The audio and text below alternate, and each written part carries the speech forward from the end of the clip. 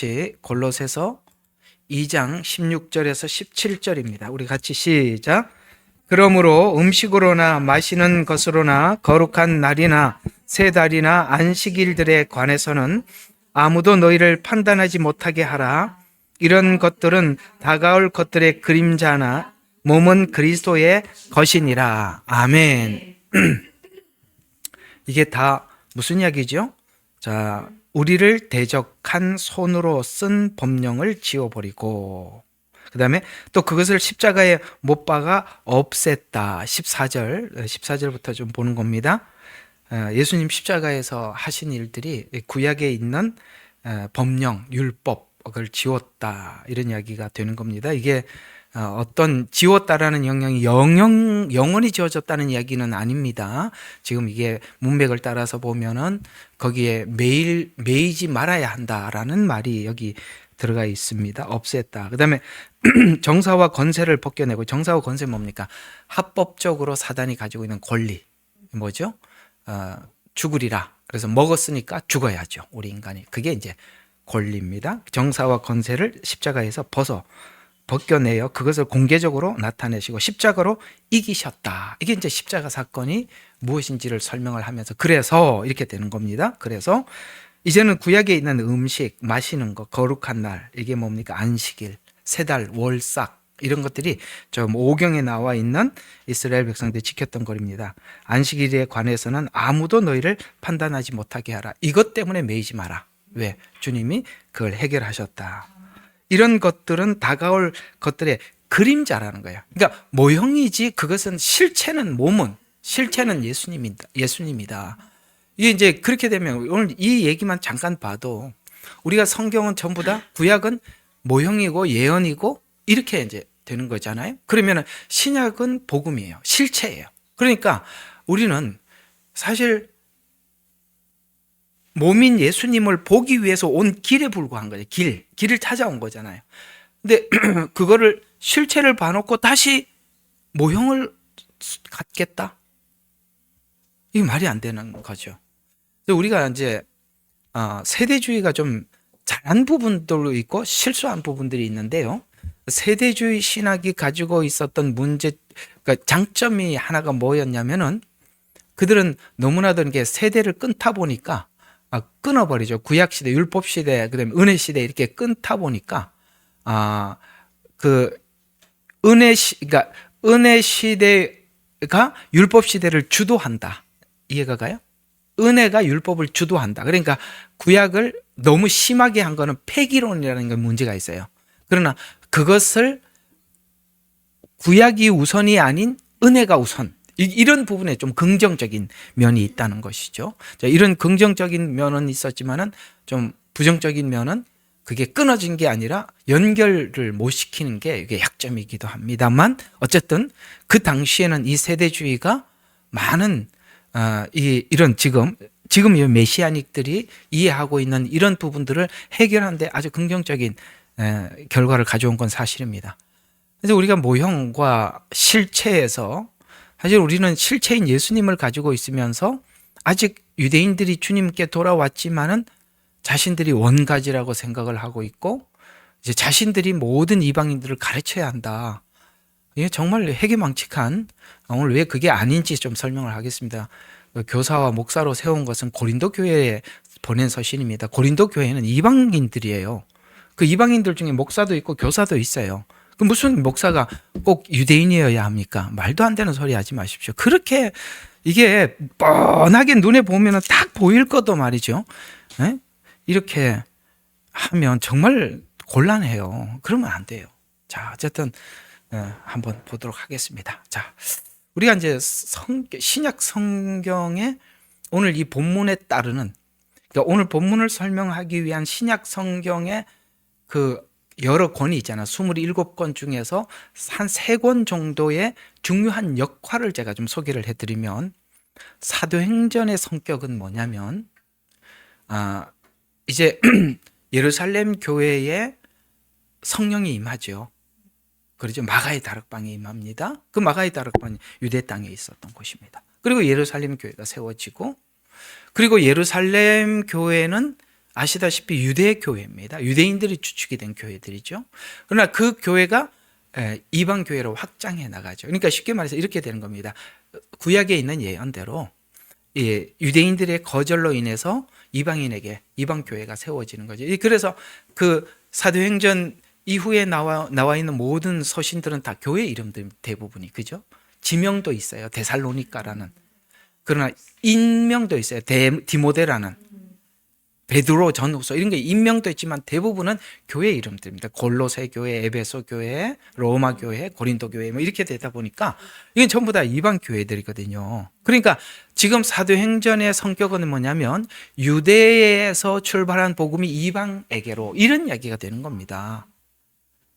또 하나, 로마서의 성격은, 로마서는 사도행전처럼 이게 복음의 교리가 아닌 이런 지점이 있잖아요. 복음이 어떻게 움직였나라는 부분이 9장부터 11장이에요. 근데 이제 사도행전은 유대 교회가 이방인으로 갔다가 로마서가 이야기하는 거는 간 복음이 다시 마지막 때 유대 교회로 돌아온다. 유대인들에게 돌아온다. 이렇게 얘기를 하고 있는 겁니다. 이게 흐름을 보셔야 돼요. 이게 갑자기 나타난 현상이 아니라 구약부터 하나님께서 계속 이렇게 딱 설정해 놓은 그대로입니다.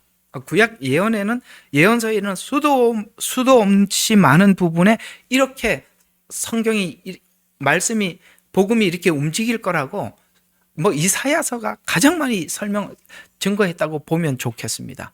굉장히 그건 뭐 너무너무 많습니다. 이런 부분들에 대한 이해가 너무 없는 것 같아요. 또 하나, 에베소서의 성격은 뭐냐면 유대교회와 이방교회가 만나는 지점. 그러니까 유대의 회당 문화가 사라지고 이방인에게는 없던 교회가 생기는데, 이해가 가요? 유대인들의 유대교, 쉽게 말해서 회당에서 모이는 회당 문화가 사라지고 교회라는 곳에 유대인과 이방인이 함께 만나는 지점이다. 이렇게 설명을 하고 있는 거예요. 그러니까 이제 각 성경의 성격을 다시 한번 정리를 해보면 사도행전은 뭐라고요? 유대에서 이방에게로. 그 다음에 로마서는 그 복음이 다시 유대로 돌아와. 그런데 이 만나는 지점이 어디라? 에베소서 교회다. 이렇게 설명을 하고 있는 것입니다. 그래서 이게 에베소서하고 골로새서는 같은 교회론이에요. 내용이 이렇게 읽어보면 크게 다르지 않습니다. 자, 그래서 오늘 여기 이제 금방 여러분들에게 사도행전, 로마서, 에베소서 내용을 조합해서 로마서 9장부터 11장, 특별히 이 부분을 가지고 이분들이 굉장히 이상하게 해석을 하더라고요. 그 올려놓은 내가 목사님 강의를 듣다가 성질나서 반만 듣고 말았습니다. 참, 이렇게 무지한 사람이, 이렇게 성경에 대해서, 복음에 대한 무지한 사람들이 어떻게 얘기를 하도 딱 제가 얘기하는 반대로만 이야기를 하더라고요. 자, 그래서 이스라엘에게 복음을 거절한 것 때문에 이방인에게 전파되어서 이방교회가 세워지기 시작하죠. 초대교회는 유대인인 사도들이 앞장서서 복음을 전파해 갔습니다만 사도 이후에는 이방교회 지도자가 나오기 시작했어요. 그래서 여러분, 요한계시록에 보면 7교회가 다 대부분이 이방교회들입니다. 근데 그 이방교회 사자에게 명하여 가라사대라는 이 사자들은 이방교회 목사들이에요. 리더들이란 말이에요.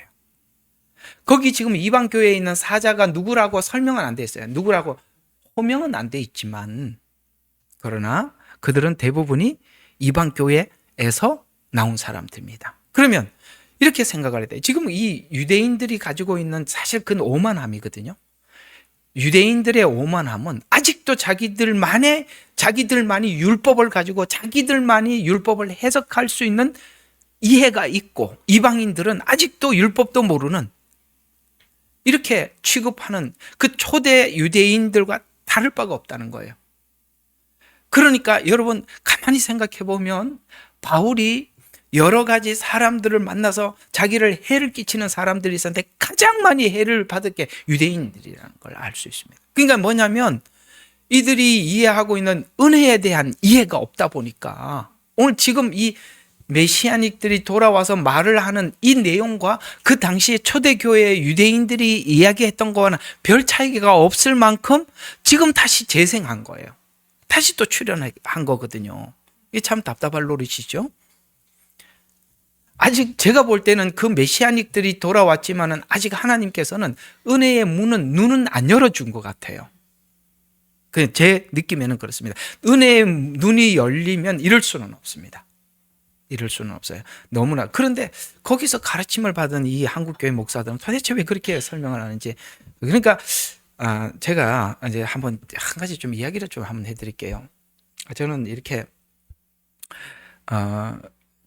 한국에서도 제자들 많이 이렇게 교육을 시켰습니다. 신학교에서 강의하고 제 제자들이 지금 목회들을 이제 하도 오래된 막 30년 전의 이야기라 어디서 뭐 목회를 하는지 저는 잘 모르겠습니다만 그랬죠. 어쨌든 저는 이렇게 후진 양성을 오래 했던 사람들이에요. 근데 이런 게 있어요.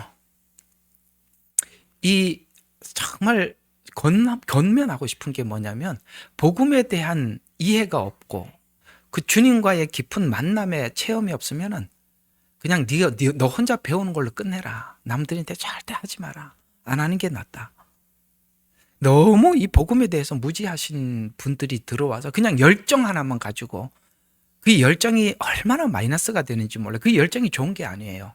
그 열정이 무슨 일을 하느냐면 복음을 차분하게 배우지 못하게 해요. 그냥 나가고 싶어서. 이 나간다고 중요한 게 나가는 거는 하나님이 허락한 시간에 가야 돼요. 하나님이 왜 모세가 40년 됐을 때 붙잡아 놓지 않고 내보내지 않고 붙잡았을까요? 나가면 망치거든요. 근데 이게 보면은 자기 발로 막 들어왔다 자기 발로 뛰어나고 자기 마음대로 뛰어다니는 친구들이 너무 많아요. 그래서 속으로는 너는 진짜 차라리 목회 안 하는 게 100번 1000번 낫다. 이런 친구들이 제 눈에는 90%였어요. 너무너무 많아요. 아니거든요. 복음에 대해서 이해도 없고 배움도 없어요. 또 하나는 두 번째 너무 중요한 게 복음에 대해서 모르면 좋아. 지금부터 배우면 되는데 배우려면 진짜 겸손해야 돼.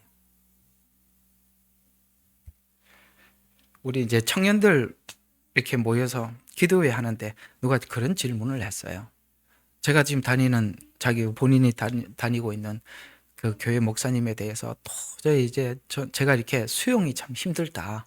왜냐면은 너무나도 그 율법주의적인 설명만 하고 내가 볼 때는 여러 가지 문제가 많이 보이더라.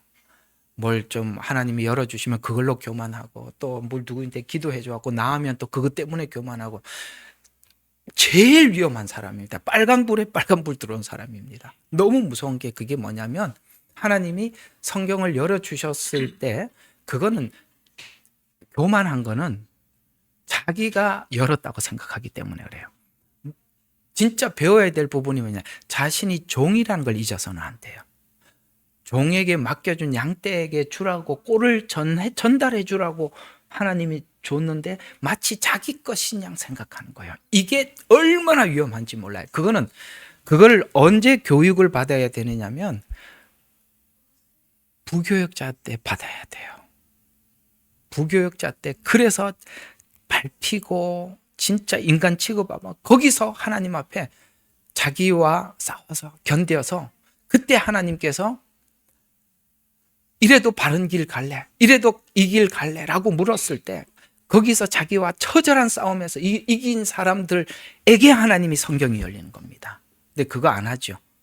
비평만 하고 앉아있죠. 오늘 목사 설교 이게 잘못됐다 저게 잘못됐다 이런 얘기나 하고 앉아있으면 그 사람은 딱 안 하는 게 1000번 10,000번 낫습니다. 그게 다 하나님의 코스가 있는 거예요. 근데 그런 코스들을 성실하게 잘 밟아서 목양의 자리로 온 사람이 정말 극소수로 드물었어요. 예, 어쨌든 뭐 그 얘기하고 싶어서 한 건 아닌데 그게 원래 그런 겁니다. 이렇게 하나님께서 자기와의 처절한 싸움 속에서 일어서지 않고 배운 복음들은 듣는 사람이 알아요. 그걸 책을 읽고 설명한다는 거 다 압니다. 자기가 느낀 걸 가지고 설명하는 게 아니에요. 그 느낌은 그때 그렇게 밟히면서 배우는 거예요. 성도들은 그 부목사들 그냥 밟히는 거 보면 불쌍하다고 생각하는데 그 내버려 둬야 됩니다. 그 밟아야 돼. 그때 아무도 안 알아줘도 그 길 갈 수 있어야 합니다. 그걸 하는 과정 속에서 하나님께서 그 열어주시는 것이지, 그런 겁니다. 자, 그래서 어쨌든 한번 봅시다. 그래서 요한계시록의 7교회는 교회 사자에게 편지하노니라는 것이 유대인은 아닙니다. 그래서 오늘 앞에 로마서, 그 다음에 사도행전, 에베소서, 이걸 이제 정리를 간단하게 해보면 이렇게 되는 것입니다. 초대교회는 유대교회가 주축이 되어서 처음에 복음은 전파되었습니다. 그래서 마태복음 28장에 보면 너희는 가서라고, 그때 이 말을 들었던 것은 다 제자들이고 제자들은 다 유대인들이었습니다. 맞습니다. 출발은 유대에서 출발한 거 맞아요. 그래서 주축이 되어서 복음이 전파되었는데 후반부로 가면서 이방인이 주축이 되어서 다시 복음이 전파되어서 이 복음이 결국은 뭡니까? 이스라엘로 돌아가는 것입니다. 그래서 유대와 사마리아와 땅끝까지 이르러 내 증인이 되리라고 말씀을 하셨는데, 지금까지 많은 사람들이 이 땅끝이 어디냐에 대한 견해가 많아요. 뭐 인터콥에서도 땅끝이 시골 끝이다, 뭐 어디다 그러는데, 여러분 간단합니다. 땅끝은 출발한 지점이 땅끝입니다. 맞잖아요. 내가 이 지구가 둥글어요. 평평한 사람들이 땅끝이 저 절벽이겠지만, 그러나 둥근 사람들은 출발을 하면 공처럼 한 바퀴 빙 돌면 다시 예루살렘으로 돌아올 거 아니에요. 맞아요. 복음이 신기하게 서진했어요. 계속 서진해서 여기서 유럽으로, 유럽에서 영국으로, 영국에서 미국으로, 미국에서 한국, 한국에서 중국, 중국에서 지금 저기 뭡니까? 중동 A4D 저게 10-40창으로 가는 거죠. 그게 이제 그래서 10-40창이 나온 거예요. 그 10-40창이 지나가면은 예루살렘으로 돌아가는. 그 땅끝은 어디냐? 성경을 딱 보면은 정확하게 예루살렘이에요. 출발을 거기서 했어요. 그러나 종점이 또 거기에요. 왜? 로마서가 그렇게 설명을 하고 있으니까 참 신기하죠? 그 땅끝이 어디냐고 막 싸울 필요 없어요. 그냥 땅끝은 거기에요. 그래서 이 후반부로 가면서 이방인이 주축이 되어서 복음을 전파하게 돼서 다시 유대교회와 이방교회는 성령을 받음으로써 교회가 하나가 되어서 한 세 사람, 이게 완유맨이라고 하잖아요. 이게 들어본 이야기들이죠. 그래서 한 세 사람이라는 것은 새로운, 그래서 하나님께서 에베소서에는 이걸 보고 창조했다고 표현하는 거예요.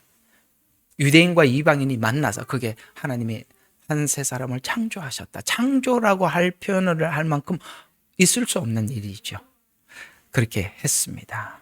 그러면 이제 우리가 이제 이 복음을 받은 것을 우리가 완유맨, 한 세 사람이라고 표현하고 있는 유대인과 이방인이 만난 이 교회가 그런 곳이라고 했죠. 그러면 자, 우리가 여기서 어떻게 접근을 해봐야 되느냐? 유대인들은 지금 그렇게 이제 주장을 하고 있는데, 그러면 이 완유맨 교회인 우리들이 과연 율법을 버렸는가에 대한 질문부터 한번 들어가 보도록 하겠습니다.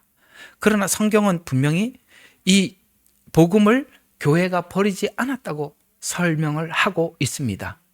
왜냐? 자, 마태복음 5장 17절에 보면 이렇게 말씀하셨죠.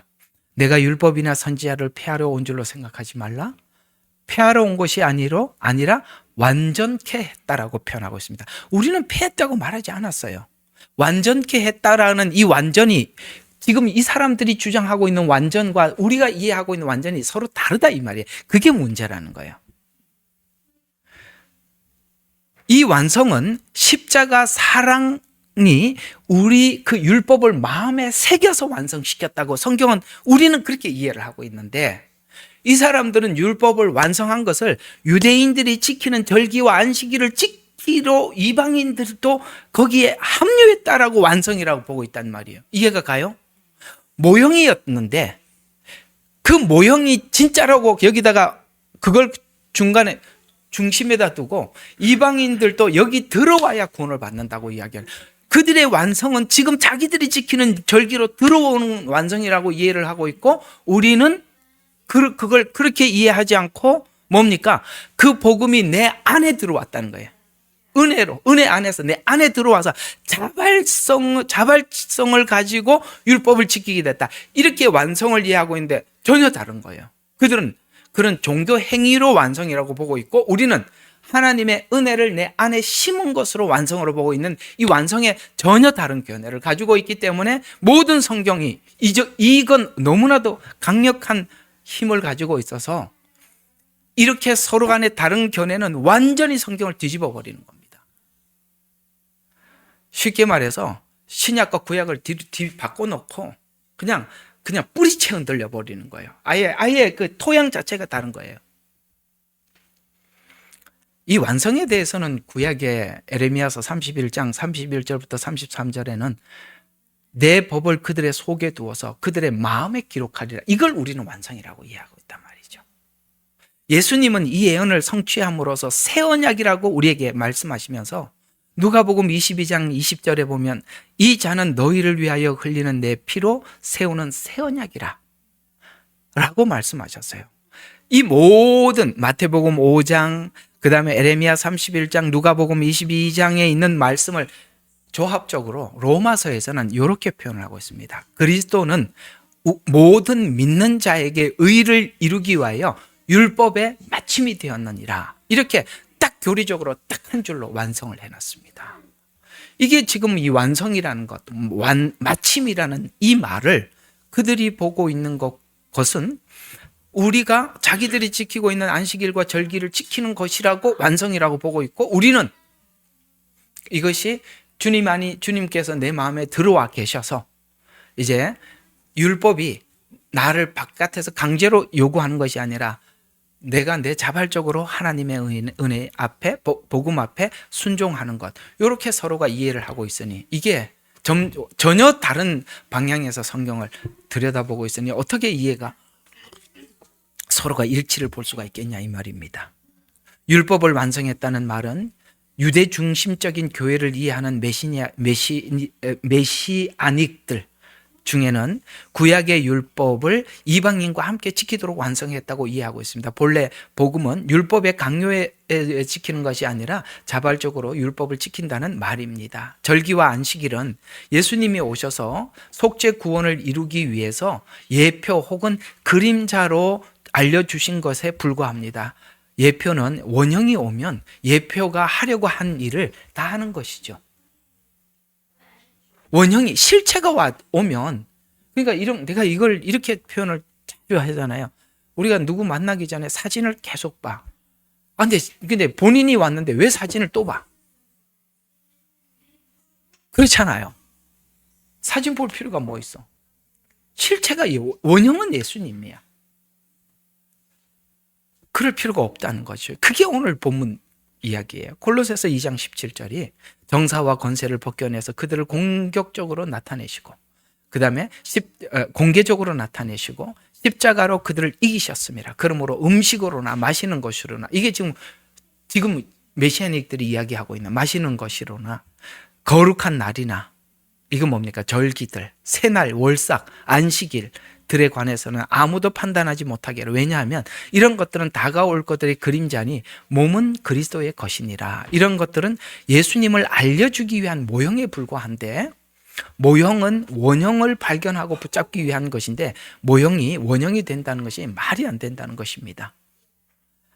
그래서 구약을 기록할 때 히브리서 1장 1절과 3절에는 구약 기록을 이렇게 했다고 표현하고 있습니다. 전에는 선지자들을 통하여서 조상들에게 여러 번 거쳐서, 그러니까 예수님에 관해서 에덴 동산에서 예수님의 모형이 여인의 후손으로 올 것이다, 발꿈치를 뱀의 머리를 밟을 것이다, 이런 것들이 전부 다 이미 에덴에서부터 예수님의 모형들이 나오기 시작해서 이게 얼마나 많은지, 구약 예언의 예수님에 대한 예언이 몇 회가 나온다 그러더라. 아주 막 들었는데 잊어버렸어요. 가장 많이 나와요. 이건 전부 다 조상들에게 여러 번 걸쳐 다양한 방법으로 말씀하신 하나님이 마지막 날에는 그의 아들을 통하여 말씀하셨으니, 이게 성육신이죠. 그 아들은 만물의 상속자로 세우고 또 그를 통하여 그분께서 세상을 지으셨느니라. 그는 하나님의 영광의 광채시며 그분의 인격의 정확한 형상이고, 그러니까 예수님이 오셔서 그냥 십자가 지셔서 내 죄를 구원했다, 이것만 보고 있는데 성경은 분명히 예수님은 하나님의 인격이라고 말을 하고 있어요. 그러니까 우리가 믿는다는 것은 인격과 관련이 있다는 것이죠.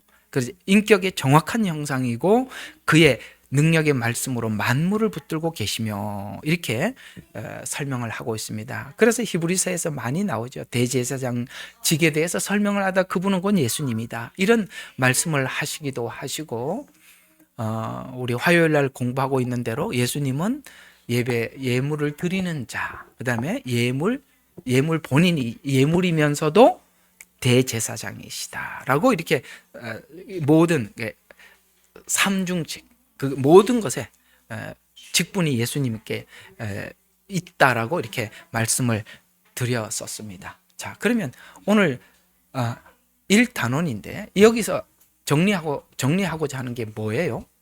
예, 그렇습니다. 구약은 실체인 예수님이 어떤 분인지 오면 알아차리라고 준 거라 이 말이에요.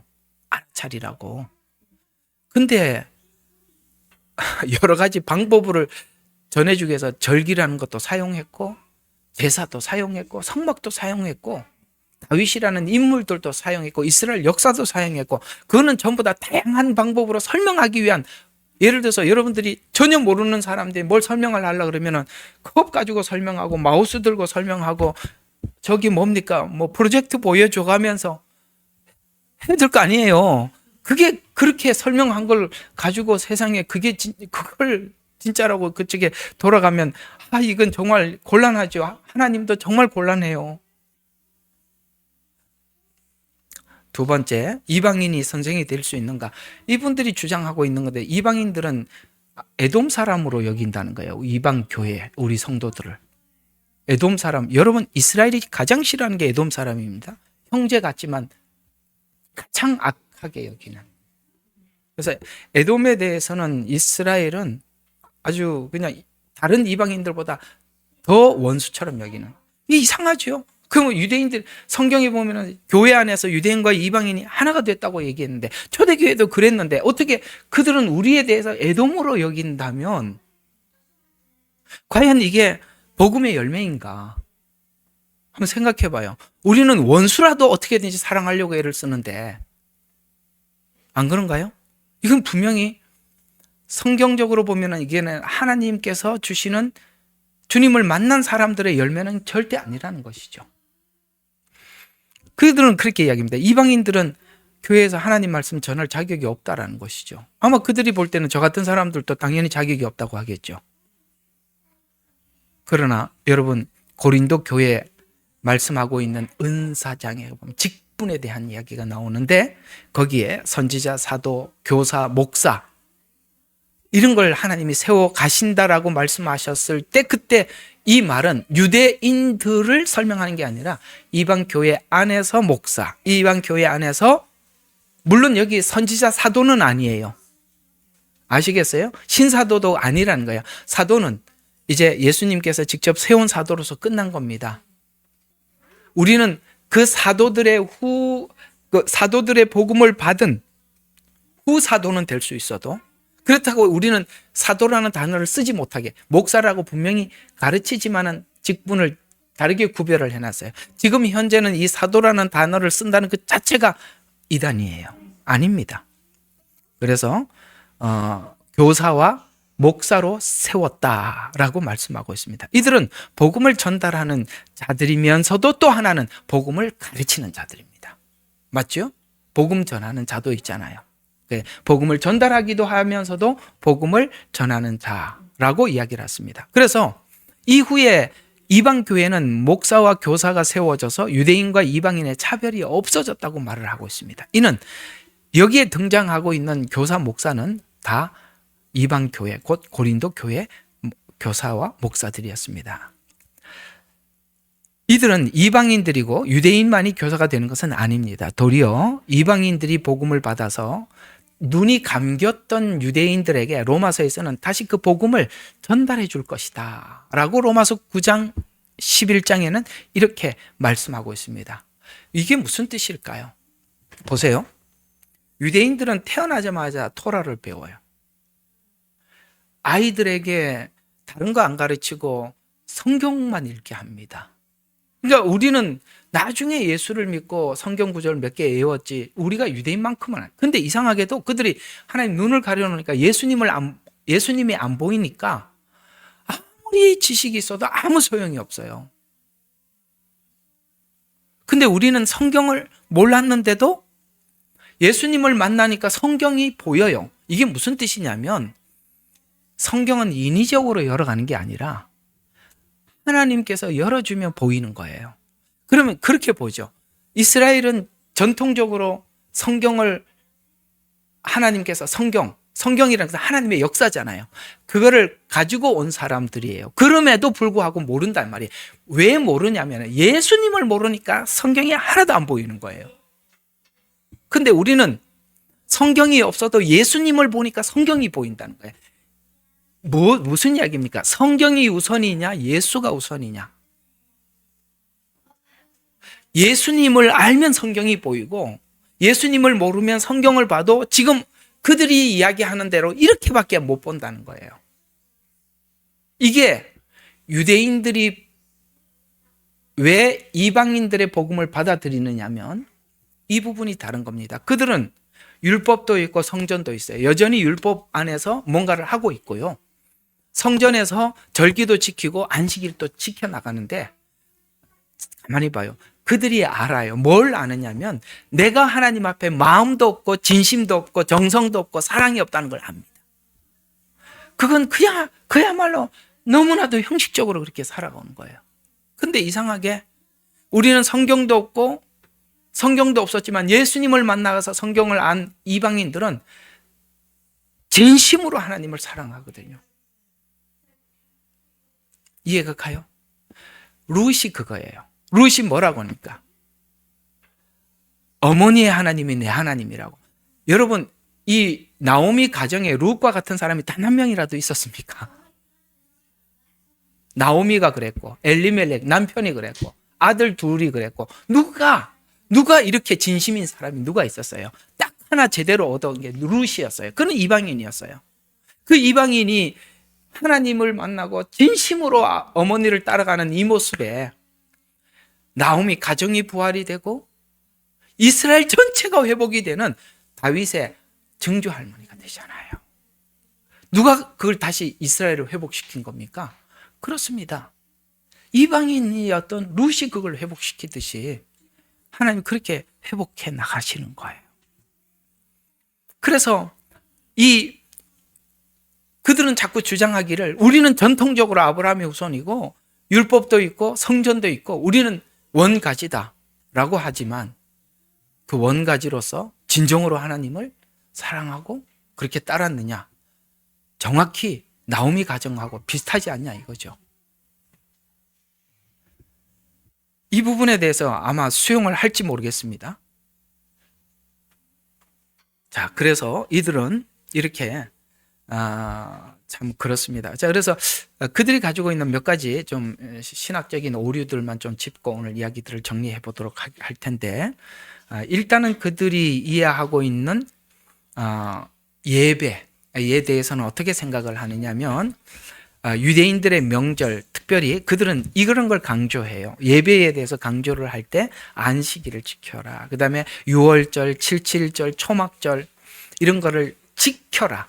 그런데 저도 이렇게 절기를 설명을 하고 있지만 지키라는 이야기가 아니라 그 모형이라고 했잖아요. 그 모형을 제가 설명을 하고, 왜 성경이 모형이라 했으니까 모형이면 모형으로 설명을 해야지 왜 와서 지키라 마라 이렇게 하냐 이 말이에요. 오늘 여기 골로새서에서도 뭐라 그랬습니까? 이거는 이미 하나님 못박아 없앴다고 하고 있는데 왜 그걸 또 지키라고 하느냐. 너무 성경하고 배치가 되잖아요. 그래서 이것을 지키라고 하는데 유대식, 예식, 채택 등에 나타나기도 하는데 이곳에 유대교를 배경으로 하지 않는 이방인들도 참여해야 한다고 그렇게 주장을 하고 있습니다. 이 문제는 복음의 방향으로 이끌지 않고 모세의 율법을 지켜야 한다는 주장까지 나오고 있다는 것에서 심각하다는 거예요. 믿음으로 구원을 받는다라는 부분은 그 사람이 막 설교하다 그러는 거예요. 근데 믿음으로 구원을 받는다라는 이 말은 내가 할 말이 너무 많다고. 뭐 할 말이 많아? 믿음으로 구원을 받는다는 구원을 받는 거지. 뭘 할 말이 왜 이렇게 많아요? 두 번째, 구원관에 대해서 우리와 다른 구원관을 가지고 있습니다. 예수님을 믿음으로 구원받는다는 정통 복음과 동일하게는 말은 하지만 그런 데서 속는 거예요. 그렇게 말을 하니까 맞네, 우리하고 같네. 잘 들으셔야 돼요. 뒤에 뭔 이야기 하는지. 그래서 믿음, 그리고 아까 그렇게 절기도 지켜야 된다 그러잖아요.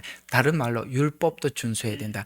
그게 바울이 가장 화가 나는 이야기였잖아요. 갈라디아서 보세요. 갈라디아서는 정말 화가 끝까지 침울해서 쓴 성경같이 보여집니다. 그렇죠? 차분할 수가 없어요. 저주를 받아라 이런 얘기를 막 서슴없이 해야 되는 거예요. 왜? 너무나도. 왜? 복음이 완전해.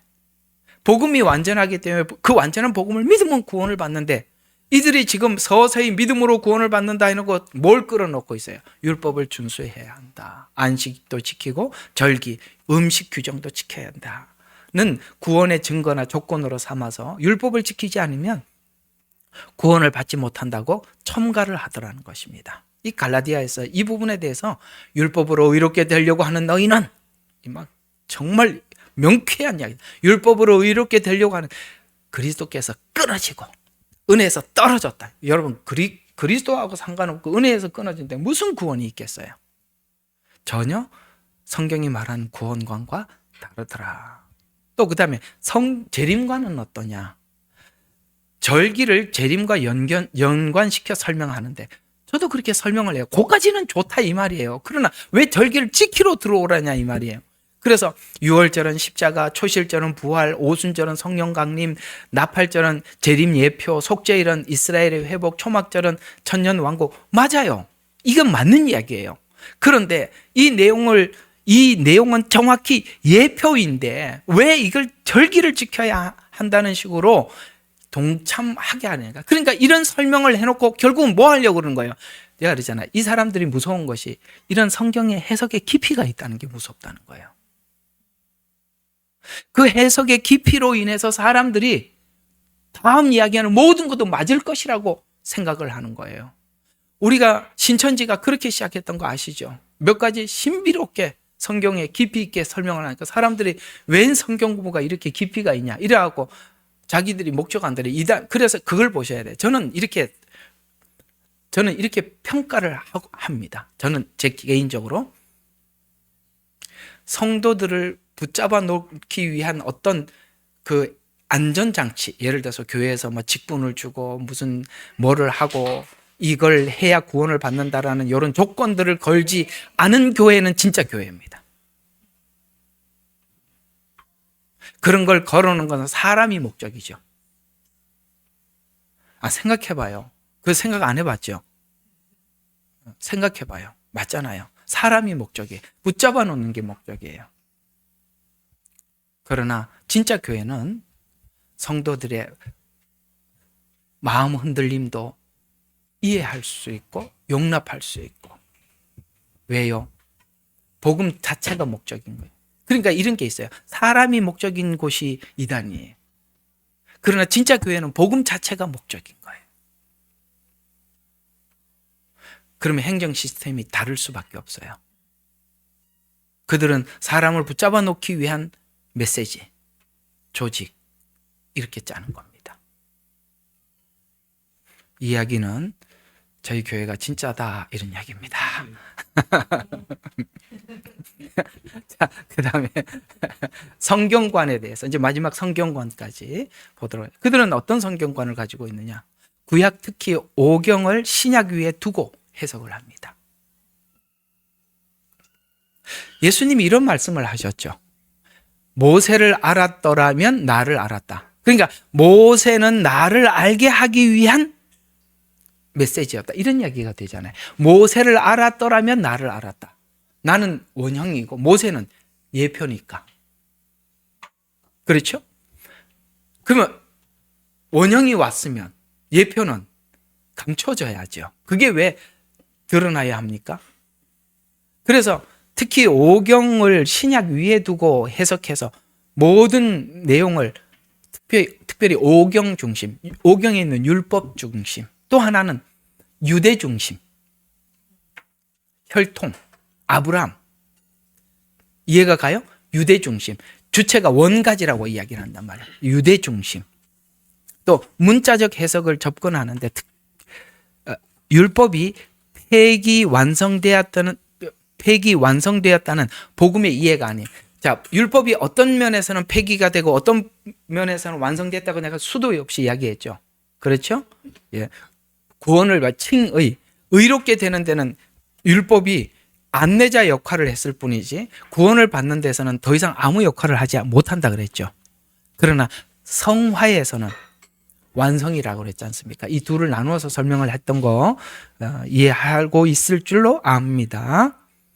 그래서 폐기 완성되었다는 이런 복음적인 이해가 아닌 율법이 신약 시대 신자들에게도 여전히 지켜져야 한다는 강조를 하는데, 이 강조는 예수님께서 복음을 이루셨다는 말을 아까 말씀드린 것과 다르게 이해를 하고 있기 때문에 그렇습니다. 복음은 율법이 아닌 은혜의 의를 이루었다라고 이야기를 하고 있고 이들은 모세 오경의 율법과 절기를 이스라엘뿐만 아니라 이방인들과 함께 완성했다라는 이해로, 이제 처음에 이야기했던 거 다시 이제 끝에 다시 정리를 하면서 완성이라는 단어를 서로 다르게 이해를 하고 있더라는 것이죠. 그래서 복음이 주는 자유를 다시 율법의 속박으로, 그래서 갈라디아서가 말해 하나님 너희들한테 자유를 줬는데 너희가 또 다시 종이 되려고 하느냐라는 말을 정확히 떠오르게 만드는 이야기입니다. 자, 오늘 이야기들을 정리를 한번 해보겠습니다.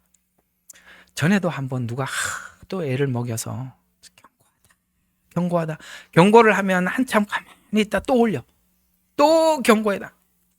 어떻게 하든지.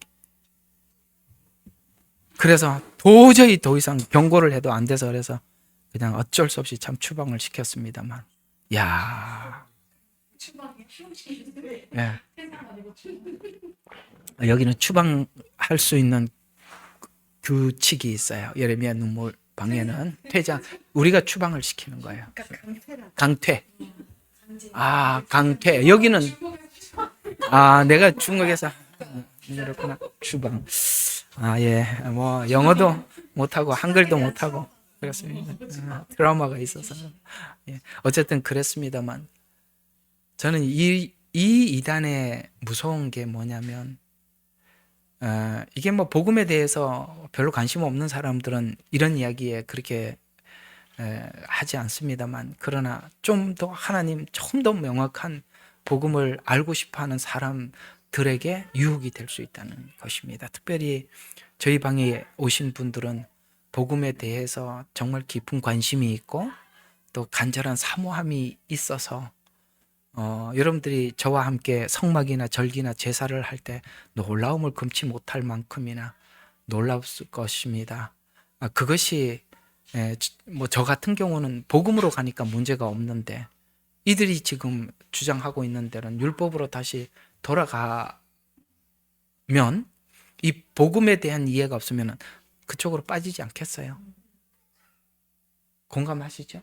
예. 그래서 무서운 거예요. 그래서 무서운 거예요. 그러니 성경은 그렇게 이야기하고 있습니다. 좀 엄하게 경고하면 성경은 이단들에게 인사도 하지 말라고 그랬습니다. 무서운 이야기입니다. 왜? 우리 영혼을 사냥하는 사냥꾼이기 때문에 인사하다가 딸려가는 거예요. 문도 열어주지 말라고 그랬습니다. 그만큼 성경은 이웃에 대해서 관대하라고 그랬는데 이단만큼은 완전히 냉정하게 대하라고 그랬습니다. 참 우리가 함께 하고 있는 사람들이 이렇게 잘못된 이해를 가지고 다시 들어와서 열심히 이 사람들을 계몽시켜야 된다 뭐 이런 생각하면 이것처럼 위험한 게 없거든요. 참 안타까운 이야기예요. 안타까운 이야기지만 오늘 미리 예방주사를 잘 맞으시고 이거는 아니다라는 것을 아시고 우리가 함께 복음을 따라 함께 가기를 주의 이름으로 축원합니다. 기도하겠습니다. 하나님, 성경을 많이 외우고 알고 어렸을 때부터 아무리 성경을 보아도 예수님을 모르고 은혜를 모르고 성경을 보면 우리는 딱딱한 율법만 남을 수밖에 없습니다. 그리고 종교적인 의식 이외에는 행할 것이 없습니다. 주님, 우리는 정말 하나님 앞에 감사한 것은 우리가 성경도 하나님도 몰랐는데 예수님을 만나고 성경을 보니 하나님의 마음이 보이고 하나님의 일하심이 눈으로 보이게 하심을 감사합니다. 아버지 하나님, 이 마지막 때 너무나도 여러 가지 형태로 교묘한 방식으로 찾아오는 이 거짓된 진리들, 진리인 척 하지만 그 안에 예수님이 없고 복음이 없는 것을 우리가 분별해낼 수 있도록 하나님 말씀을 열어주시고 하나님 우리에게 정직한 영을 부어주시옵소서. 예수님 이름으로 기도드렸습니다. 아멘. 예레미야의 눈물은 시대에 맞는 말씀 선포와 변질되지 않은 순수 복음을 외치고 있습니다. 함께 연결되어 하나님께 예배드리며 이 마지막 때에 하나님께 쓰임받길 원하시는 분은 카카오 채널로 연락 주시면 연락드리도록 하겠습니다. 고정 댓글에 채널 경고와 착제에 대비한 예비 채널과 제2채널 링크를 올렸습니다. 이 채널 또한 구독 부탁드리겠습니다. 감사합니다. 우리는 역사상 가장 중요한 시점을 지나고 있습니다. 하나님께서는 하나님의 일을 하시기 전에 사람을 준비시키셨음을 우리가 알고 있습니다. 하나님 말씀은 마지막 때에 대추수, 대부흥의 때가 있다고 분명히 예언하고 있습니다. 아멘. 하나님의 말씀이 그대로 성취될 것을 믿습니다. 예레미야 눈물은 잠자는 교회와 영혼을 깨우기 위해 노력하고 있습니다. 이 가슴 뛰는 일에 함께 하길 원하시는 분은 카카오 채널로 연락 주시기 바랍니다. 당신은 위대한 하나님의 사람입니다.